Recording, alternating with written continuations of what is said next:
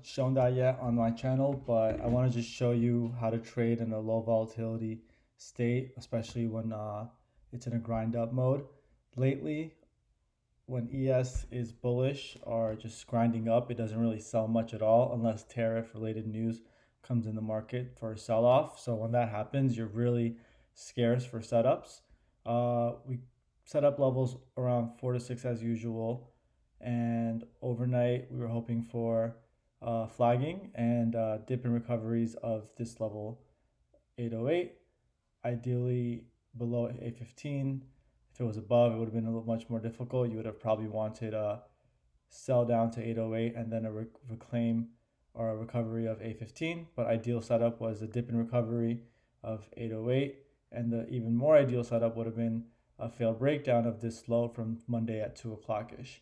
So, anyways, overnight on a 15-minute chart, we did flag overnight right around the 815, 808 area, and we got a little bit of a dip in recovery attempt here at 2:30, which was perfect. So that starts setting up for something in the opening hours of the morning. So right around 5:30 when I usually wake up, we did push um, through 808. Entry for this would probably be somewhere like 1 or 2 points above. So let's say like 809.50 just for now. I'm gonna put a green line just so people can see like what the trigger is and see how price goes through it. So you want to wait for the initial push through ideally.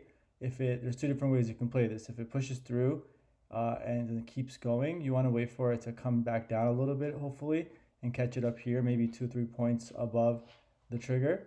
But the ideal thing you want to see is it pushes through and then dips a little bit or sells down and then starts pushing back up, which is exactly what it did. I didn't take this trade. I was hoping for more of a sell back down here today.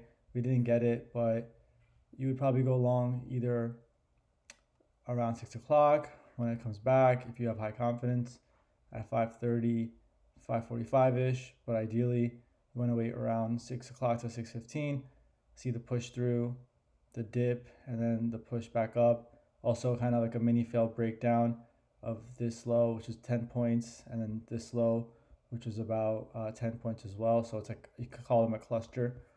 They're not exactly great lows, but when you're very bullish, that is what you have to work with. You have to find a setup, have your setup be explainable, and then go from there. So for here, the setup will be a dip in recovery of this 808 level, as well as using these lows right here, 1 and 2, for the purpose of where to enter and how to enter. So typically you're like trying to enter at least 2-3 points above these baby lows. So I'm gonna just highlight it so you can see. So when we go there, and then this higher low is 806.75, so 807. So like 3 points above that would be like about 810, 809. So even then, the entry would have been up here, and then that went for at least 5 points, if not more. Ideally, you want at least 5-6 points in ES, and that's about it. Later in the day, if you were looking for another entry, there wasn't much available.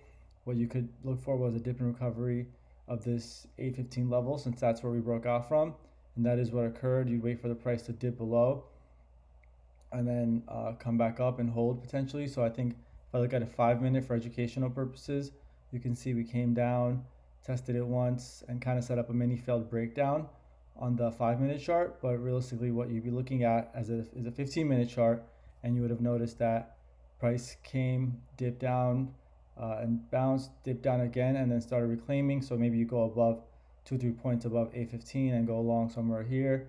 Let's say 818. Move that up real quick.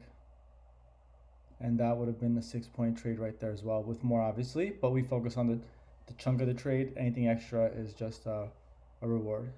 From there, we pretty much also, if you look at 15 now, if you missed that, we pretty much flagged above these two levels, and there's a bunch of dips and recoveries attempts of the 815 from above and below, and then finally around 3:30, which is a great time to add, we got a nice volatile momentum candle. This is over 11-point candle, I think, and that's where you could possibly think about going for a long.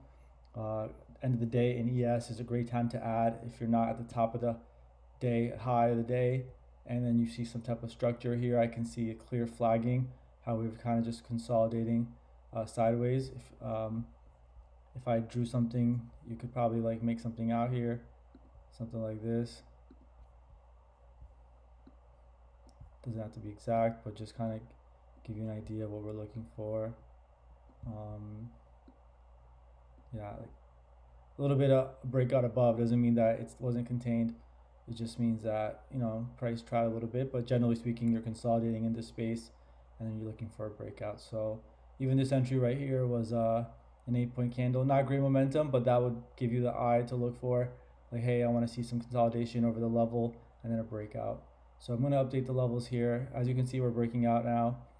Hopefully we get some type of sell-off sometime soon, but it's not looking like it. I'll be back with more ES coming in the future, as well as how I trade that.